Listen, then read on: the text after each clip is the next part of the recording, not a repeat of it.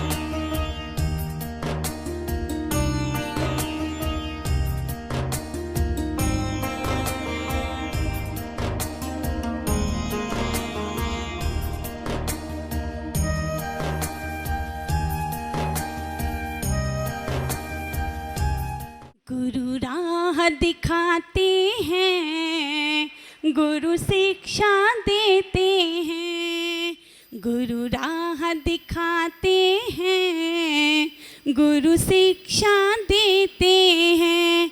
अमृतमय वाणी से उद्बोधन करते हैं, जन जन के लोगों का उद्धार करते हैं। मुनि राह दिखाते हैं, मुनि शिक्षा देते हैं।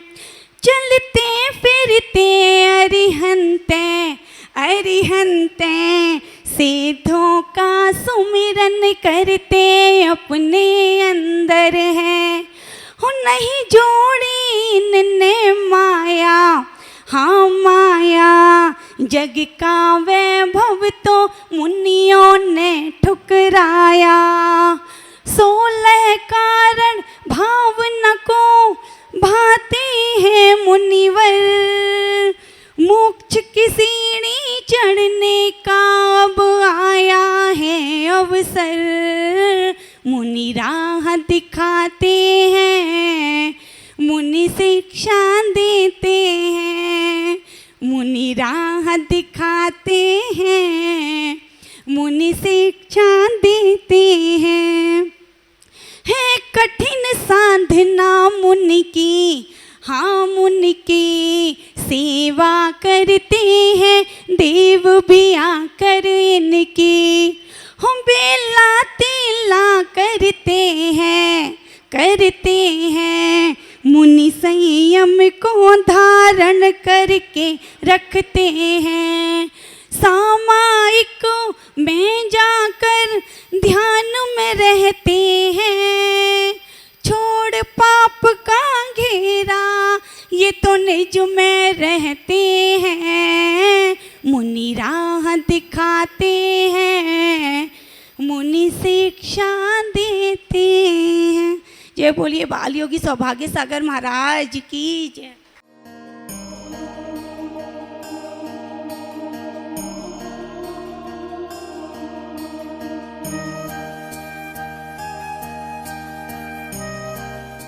महानुभाव, जीवन को अच्छी तरह से जीना है तो अपने जीवन में 2 सूत्र अपना लें।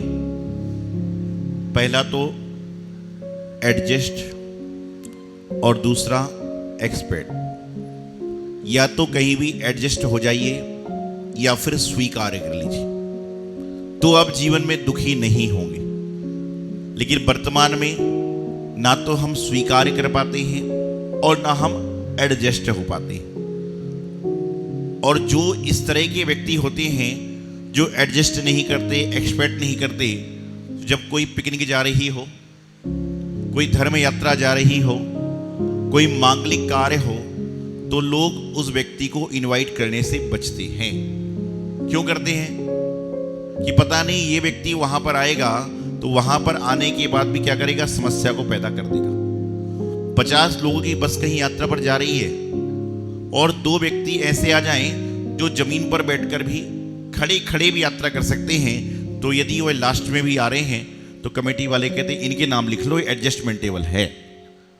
और यदि 49 लोगों की सीट हो चुकी है, एक सीट खाली है, लेकिन यदि 2 व्यक्ति आ रहे हैं, 2 व्यक्ति आ रहे हैं, एक सीट खाली भी है, लेकिन वह एडजस्ट होने वाले नहीं हैं, तो लोग कहते हैं इसको बोलना गाड़ी पूरी भर गई है।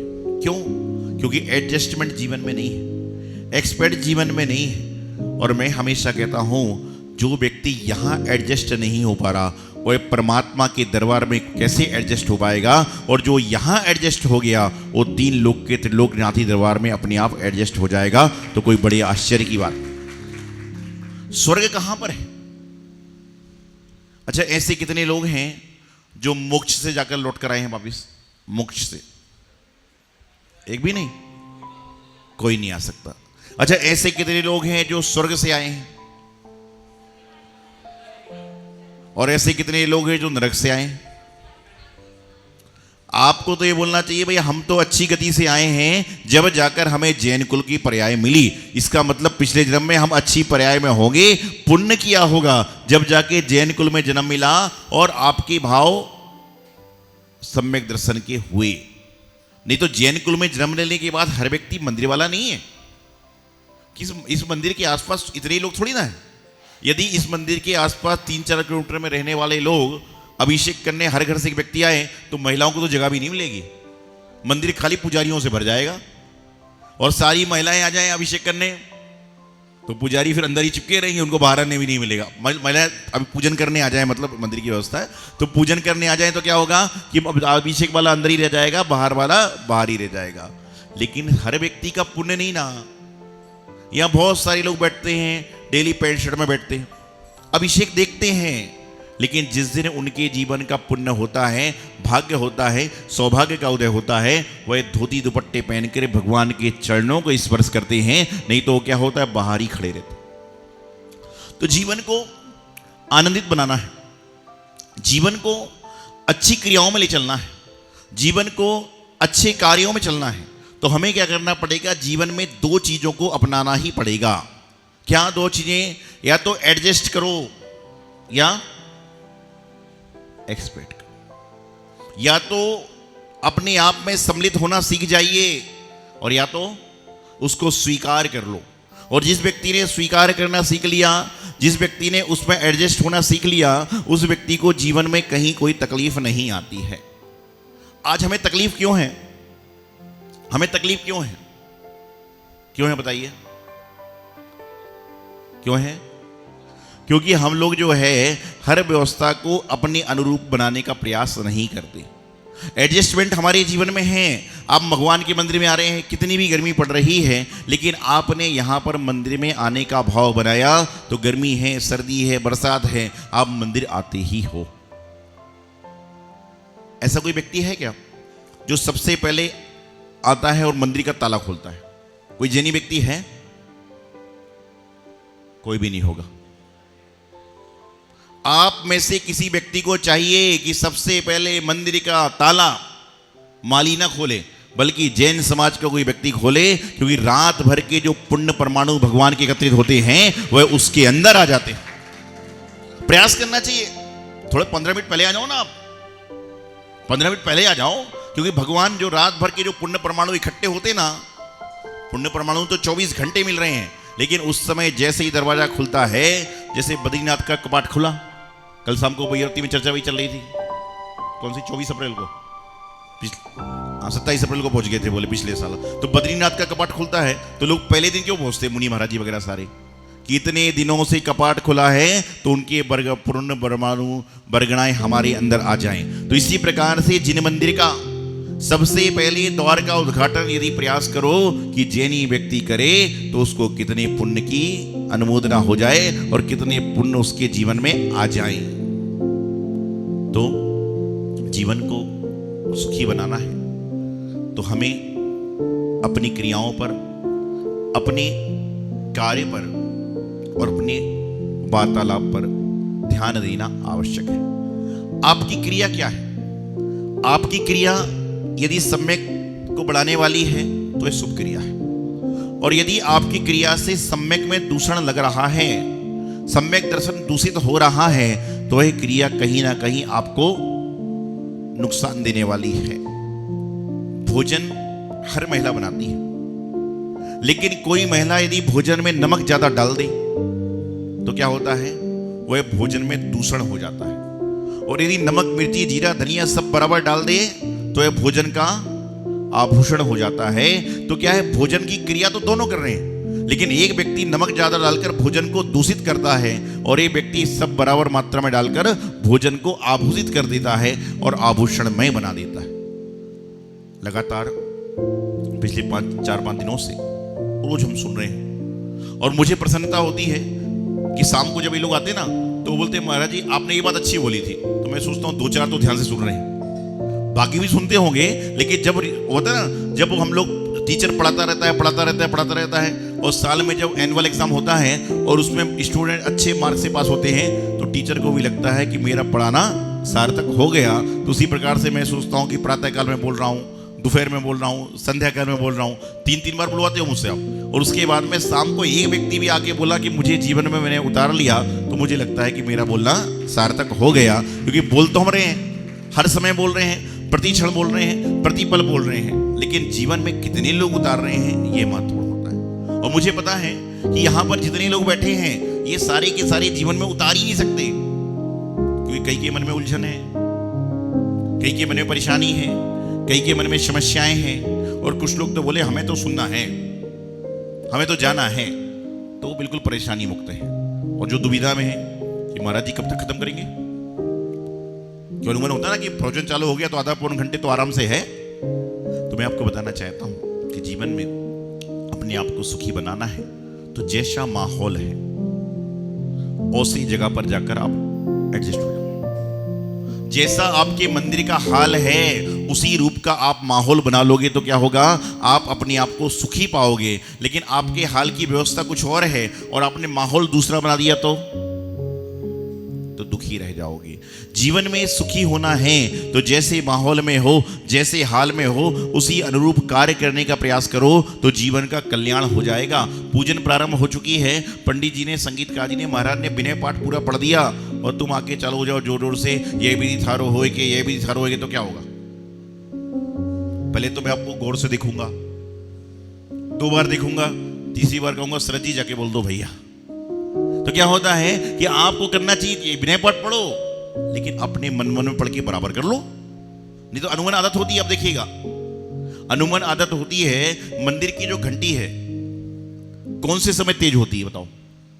अब इससे के अलावा मंदिर की जो घंटी बजती है, मंदिर का जो घंटा बजता है, वह किस समय तेज बजता है पता आपको? सुबह 6 बजे मंदिर खुल जाता है और 10-11 बजे तक मंदिर 12 बजे तक खुला रहता है। अभिषेक के अलावा घंटी किस समय तेज बजती है? टन टन बताइए, कभी गौर किया आपने?